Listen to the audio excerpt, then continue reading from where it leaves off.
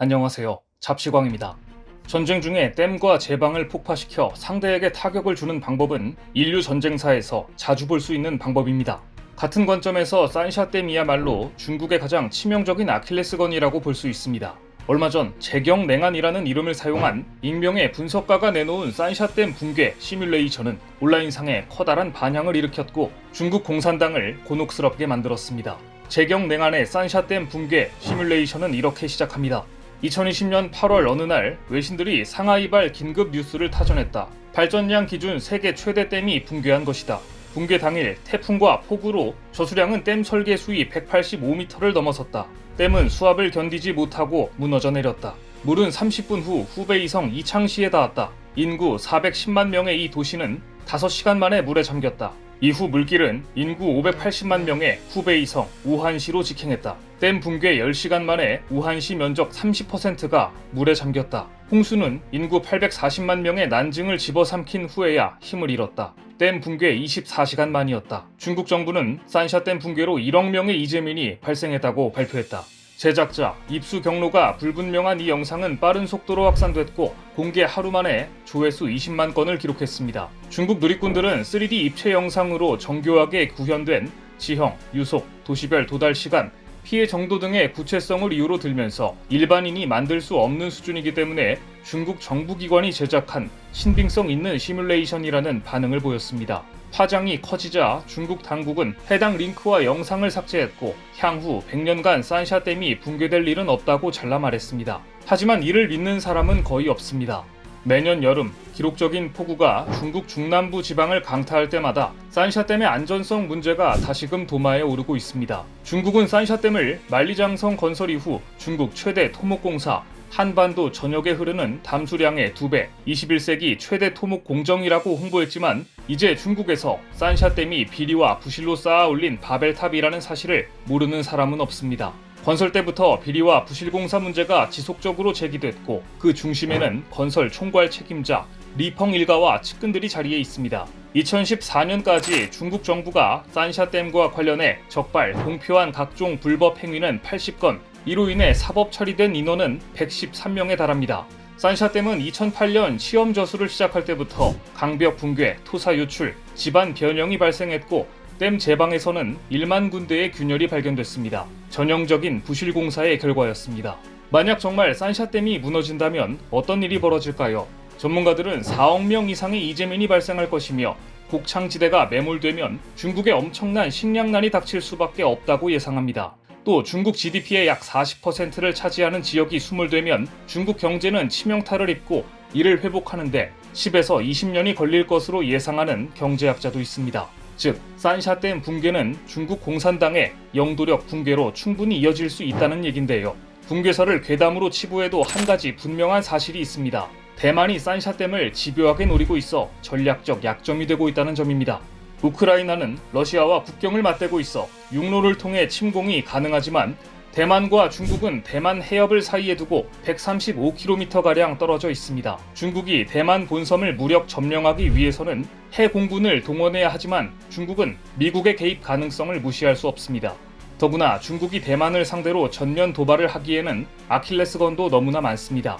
인구와 주요 생산시설이 밀집한 인구 1000만 명 이상의 중국 주요 대도시는 대부분 대만 미사일의 사정권 안에 들어가기 때문입니다. 대만은 최대 사거리 2000km로 알려진 윈펑 탄도미사일과 슝펑 순항미사일을 보유하고 있는데요. 이들 미사일은 대만 본섬에서 경제특구 선전과 경제수도 상하이는 물론 중국 해군 동해함대와 북해함대 기지가 있는 닝보와 칭다오, 중국 베이징까지 너끈히 타격할 수 있습니다. 이 중 한 개 도시만 공격받아도 중국이 받는 타격은 가히 치명적입니다. 가령 세계 최대 컨테이너 항만인 상하이 양산항은 대만 본섬에서 불과 600km 거리에 있고 항만이 있는 소양산도는 상하이 시내와 총 연장 32km의 동하이 대교라는 해상 교량 하나에 전적으로 의존하고 있습니다. 유사시 대만 측에서 동하이 대교 하나만 외과 수술식으로 끊어내도 민간인 인명피해를 최소화하면서 중국 최대 수출입 물동량을 처리하는 중국 경제의 대동맥을 끊어버릴 수 있다는 이야기가 됩니다.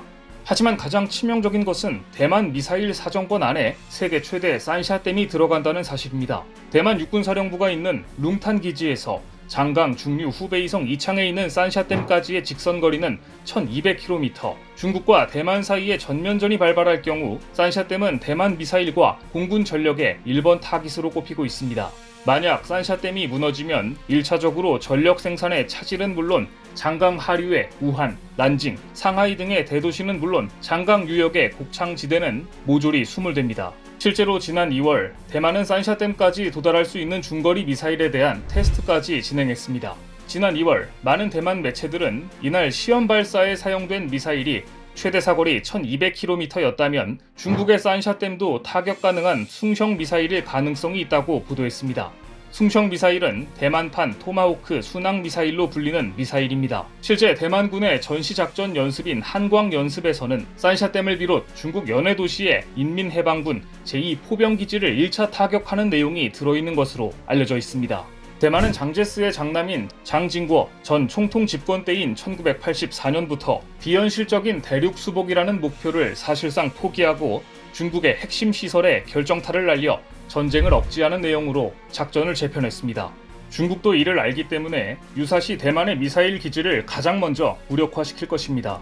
그런데 최근 한국이 공개한 신형 미사일은 중국의 준비를 수포로 돌아가게 만들었습니다.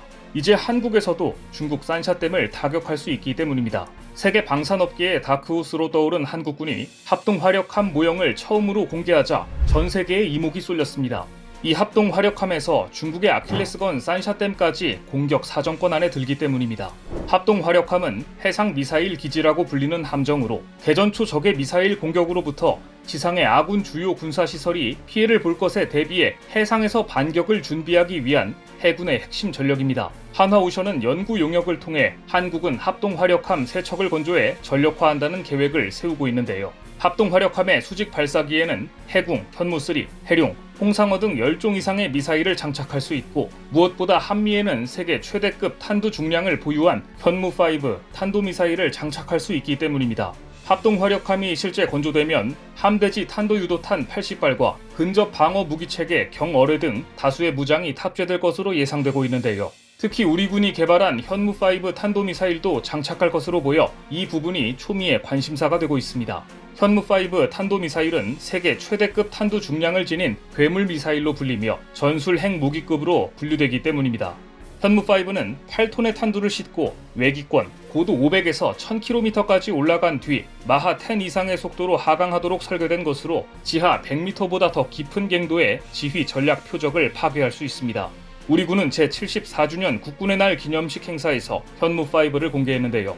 이날 세계 방산 전문가들은 세계에서 가장 무거운 8에서 9톤의 탄두를 탑재할 수 있으며 탄두 중량을 줄이면 3000km 이상 날아가는 중거리 탄도미사일로 전환할 수 있는 한국형 독침무기 현무5에 깊은 관심을 표명했습니다. 전문가들은 8에서 9톤의 탄두는 기존 무기 상식으로 이해하기 어려울 정도의 놀라운 무게라며 탄두를 1톤급 이하로 줄이면 3000km 이상 충분히 날아갈 수 있을 것으로 전망하고 있습니다. 사거리 3000에서 5500km는 중거리 미사일로 분류되기 때문에 현무5는 사실상 한국의 첫 중거리 미사일이 될 것으로 예상되는데요. 여기서 주목할 점은 사거리 3000에서 3500km면 사실상 중국 전역을 사정권에 넣을 수 있다는 점입니다. 현무5를 보유한다는 것은 중국의 중요 지역은 물론 동아시아 주요 도시를 사정거리 안에 둘 수 있다는 이야기이며 유사시 주변국의 위협에 대응할 수 있다는 이야기입니다. 이동할 수 있는 함정에서 아시아 전역을 사정권으로 삼는 미사일이 발사된다면 핵무기 이상의 억제력을 갖추게 된 것으로 보입니다. 오늘 준비한 소식은 여기까지입니다. 댓글을 통한 여러분들의 많은 의견 기다리겠습니다. 시청해주셔서 감사합니다.